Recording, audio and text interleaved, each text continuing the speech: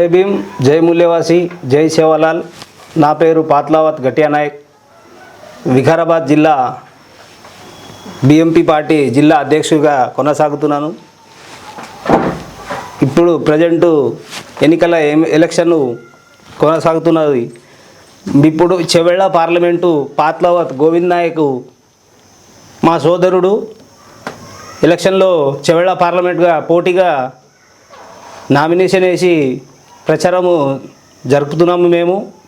కాబట్టి చెవెళ్ళ పార్లమెంట్ ప్రజలందరికీ చేతులు జోడించి ధన్యవాదాలు తెలియజేస్తున్నాము.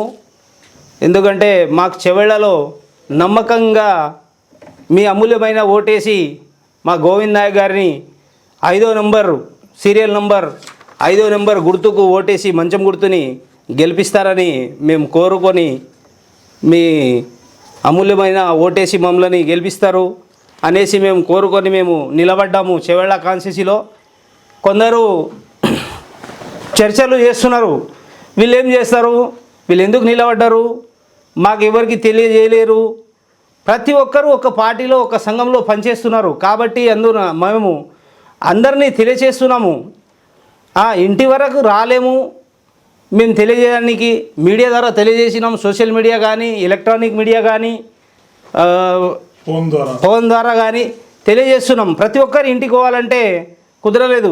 ఎందుకు రాలేమంటే అది కూడా చెప్తాం. ఎస్సీ, ఎస్టీ, బీసీ, మైనారిటీ వాళ్ళు గిట్ట ఎవరన్నా ముందుకొచ్చి చెవెళ్ళ పార్లమెంట్ని పోటీ చేస్తారని చూసినాం. మేము చివరి వరకు చూసినాక మా బహుజన్ ముక్తి పార్టీ జాతీయ అధ్యక్షుడు, ఉపాధ్యక్షుడు, బహుజన్ ముక్తి party president Anshal Laxman sir గారు, దాసరామ్ అన్న గారు వాళ్ళు ఫోన్ చేసి లాస్ట్కి ఎవరు రారండి, మీరే వచ్చేసి మీరు పోటీ చేయలే, ఖచ్చితంగా తప్పదని చెప్పే ఆ విధానం వాళ్ళు చెప్పిన విధానంగానే మేము వచ్చేసి పోటీ చేసినాం. కాకపోతే కొందరు అంటున్నారు వాళ్ళ తమ్మునికే ఇస్తారా, వాళ్ళ అన్ననే పోటీ చేస్తారా అంటే మేము కావాలని పోటీ చేయలేము.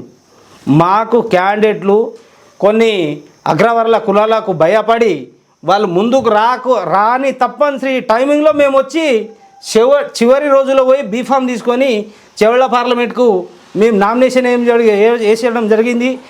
అందువలన ప్రజలకు ఆడి వరకు మీ ఇంటి వరకు వచ్చేసి మిమ్మల్ని విజ్ఞప్తి చేసడం కుదరక మేము నామినేషన్ వేసినాము. అందుకు ఎవరైనా నిరాశగా కాకుండా మీ ముద్దు బిడ్డ గోవింద్ నాయక్ మనకు చెవెళ్ళ పార్లమెంట్ నుంచి గెలిచి ఢిల్లీకి పోయినా మన రైతు సమస్యలు కానీ, విద్యా సమస్యలు కానీ, వైద్యం సమస్యలు కానీ, ఎవరిది జనాభా ఎంతనో వాళ్ళ వాటా అంత కావాలని మేము మా సోదరుడు గోవింద్ నాయక్ మనం భారీ మెజారిటీతో గెలిపించి పంపిస్తే పోరాడి మన హక్కు మనకు కల్పిస్తామని మేము దయచేసి విజ్ఞప్తి చేస్తానున్నాను. కొన్ని సమయం తక్కువ ఉంది కాబట్టి మేము ప్రతి ఇంటికి చేరుకోలేని పరిస్థితి. అందుకే మీడియా ద్వారా చెప్తున్నాము, దయచేసి ఎవరు నిరాశ కాకుండా మమ్మల్ని భారీ మెజారిటీగా మద్దతు చేయాలని చెప్తున్నాను. ఇంతే. కాకపోతే లేవు మన దగ్గర లేవు అనేసి మేము ఏమి మర్చిపోయే రోజులు కాదు. బహుజన్ ముక్తి పార్టీతోని ఇది రెండోసారి పోటీ చేయడం. 18లో చేసినాము, 23లో చేసిన ఎమ్మెల్యేగా నేను పరిగి కంటెస్టెడ్గా చేసిన. నాకు ఓటేసిన ప్రజలందరికీ నేను ఎప్పటికీ రుణపడి ఉంటాను. వాళ్ళ గురించే నేను పోరాడుతున్నా. పరిగిలో వికారాబాద్ జిల్లా వ్యాప్తంగా పోరాడుతున్నాను. మా జాతీయ నాయకత్వంలో వాళ్ళ సలహాలు తీసుకొని, మా స్టేట్ ప్రెసిడెంట్ సలహాలు తీసుకొని మేము ఆల్రెడీ పబ్లిక్ కొరకే పోరాడుతున్నాము. ఎవరి దగ్గర పోయి 10 రూపాయలు నిందతనం తీసుకునలేము, కట్టుబడి పోరాడుతున్నాము. ఎందుకంటే మన ప్రజలు తెలియకుండా 1000 రూపాయలు ఒక బిర్యానీ పోట్లంకే ఓటేస్తున్నారని ప్రజలు అగ్రవర్ల కులాలు చెప్తున్నారు. మనకు ఇజ్జత్ లేదు. మమ్మల్ని ఓడగొడితే మీరు ఓడినట్లనే.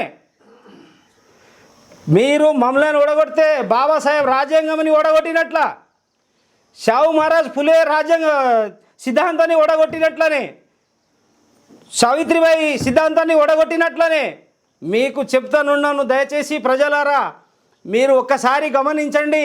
మేము ఎందుకు కొట్లాడుతున్నాము. మాకు మీ ఆస్తులు కావాలని కాదు. వేరే పార్టీ రాజకీయము ప్రతి క్యాండిడేటు ఒక్క పార్టీ, ఈ పార్టీ తెల్లారి గెలిస్తే ఈ పార్టీలో సొక్క మనం రాత్రి పోయి ఇంటిలో చేంజ్ చేసి పండుకున్నాము రెస్ట్ చేసినట్లే ఈ పార్టీ నుంచి ఆ పార్టీకి దిగుతున్నారు ప్రతి ఒక్కరు. ఇప్పుడు చేసే క్యాండిడేట్లు కూడా ఒక్క పార్టీ నుంచి ఒక్క సిద్ధాంతంతో నిలబడ్డలేరు. మీకు పైసలలో బలి పెడుతున్నారు, జాగ్రత్త చెప్తున్నా. ఎందుకంటే వాళ్లకు అధికారం అవసరము, మన ప్రజలతోనే అవసరం లేదు. ప్రజలకు వాళ్ళకు అవసరమే లేదు. ఒక్కసారి అవకాశం ఇవ్వండి. ప్రతి కాన్స్టిట్యూన్సీ కానీ ప్రతి వార్డులో కానీ ప్రతి ఏరియాలో పోయి మాకు ఒక్కసారి అవకాశం అంటే ఇప్పటికీ మనము 65 సంవత్సరాలు కాంగ్రెస్కే ఛాన్స్ ఇచ్చినాం. చేసింది ఏముంది, జెండా వాతింది ఏముంది? అసెంబ్లీ ఎలక్షన్లో అబద్ధం ఆడేసి అసెంబ్లీలో సీఎం క్యాండిడేట్ ఏర్పాటు చేసుకున్నారు. ఒక్క రూపాయి పని చేయలేరు. 6 గ్యారెంటీలు ఇచ్చారు. ఒక్క గ్యారెంటీ అన్న సిద్ధంగా వాళ్ళు పనిచేస్తున్నారా? చేస్తలేరు. ఒక్క ఆర్టీసీ ఇచ్చారు, కళ్యాణ లక్ష్మి, తులం బంగారం అన్నారు, గ్రామ్ బంగారం ఇవ్వలేరు. మా ఆడపిల్లలకు 1000 ఆడపిల్లల పెళ్లి అయిపోయింది, ఒక్క గ్రామ్ ఇవ్వలేరు. ఇప్పుడేమో వచ్చే ఆగస్టులో మేము సంతకాలు పెడతాము, రుణమాఫీ చేస్తాము. ఎట్లా చేస్తారు మీరు రుణమాఫీ? ఎందుకు ఈ 120 రోజులు ఏం చేశారు? 4 నెలల కూర్చున్నారు మీరు. ఇప్పుడు పబ్లిక్ని ఏదో బోల్బుల్లయ్యేలా చేస్తున్నారు, పబ్లిక్ని చూతే చేస్తున్నారు. దయచేసి మా ప్రజలు, మా అక్క చెల్లెలు